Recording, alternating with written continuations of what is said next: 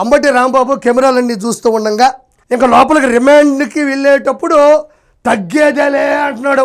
అంటే అంబటి రాంబాబు చెప్పేది ఏంటంటే తగ్గేదేలే, 2029లో వైఎస్ఆర్సీపీ నెగ్గేదేలే. గుర్తుపెట్టుకో, నీకు ఉదయాన్నే ఉప్మా, మధ్యాహ్నం మజ్జిగన్నం, రాత్రికి రసం అన్నం, ఏం చెప్పనక్కర్లే, పూర్తిగా తగ్గిపోతుంది, కొవ్వు మొత్తం కరిగిపోతుంది. స్లిమ్గా కాదు, సిమ్ముగా బయటకు వస్తావు. మరి చూడండి